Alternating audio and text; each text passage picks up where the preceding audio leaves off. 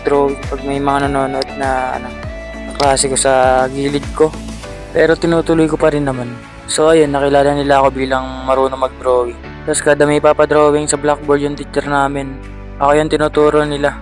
Kaya minsan nagtatago na lang din ako, lalo pag tinatamad ako. And then one day, nagtanong ulit yung teacher namin kung sino daw marunong mag-drawing. E di ayun, tinuro ulit nila ako. Pero this time, hindi na ako pagdodrawingin sa blackboard. Ilalaban naman ako sa poster making. Tapos nung time na yun, wala talaga akong idea sa poster making. Ang sinabi lang nila sa akin, magdodrawing ako dun. E di syempre ayun, umuo na lang ako. That time, sobrang excited ako, tsaka medyo kinakabahan ako. Wala akong art materials nun pero may nagpahiram sa akin. Tapos ayun, nung nag-start kami, ang naging tema ng poster making nun ay about sa technology yun. Tapos ayun, kahit na alam ko na yung tema, wala pa rin akong idea nun kung ano yung drawing ko. Tapos tumingin-tingin ako sa gawa ng iba. Tapos alam niyo kung ano nakita ko. Pare-pareha sila. Puro earth na may kamay.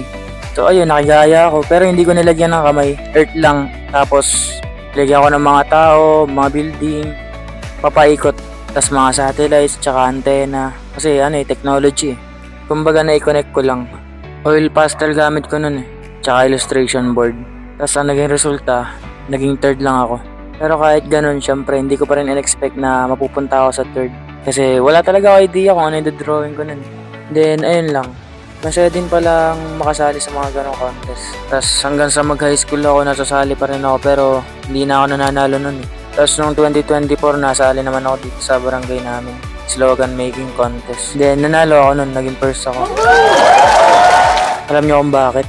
Dalawa lang kaming contestant nun. Pero nung time na yun naman, mas masaya na kasi pera na yung napanalunan ko, hindi yung certificate. Hindi ko natanda kung magkano, siguro nasa 3K or 5K yung napanalunan ko nun. Basta yun, ang saya din talaga sumali sa mga contest. Sana magkaroon ulit.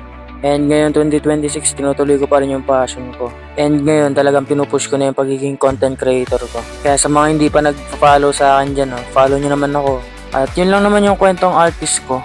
Ang masayang part ng pagiging artist ay yung kapag na-enjoy mo yung process mo. And ayun, kapag may mga pumupuri sa drawing mo, pero di rin naman mawawala yung mga lumalait sa drawing. Hindi naman maiiwasan yun in any aspect. Pero kailangan mo lang siyang dead mind. At kung isa ka sa nagtatanong kung paano gumaling mag-drawing, may mga nagtatanong kasi nito Unang-una sa lahat, hindi ko alam kung magaling ako. Pero ang alam ko lang, marunong ako. At gaya ng lagi namin sinasagot sa ganitong klase ng tanong, ang may sasagot lang naman namin dyan ay mag-practice ka lang ng mag-practice. Tapos nood ka lang ng mga tutorial sa social media. At manood ka rin ng mga ganitong klaseng content para maka-adapt ka rin ng mga techniques. Pero soon gagawa rin naman ako ng mga tutorial videos. Not now but soon.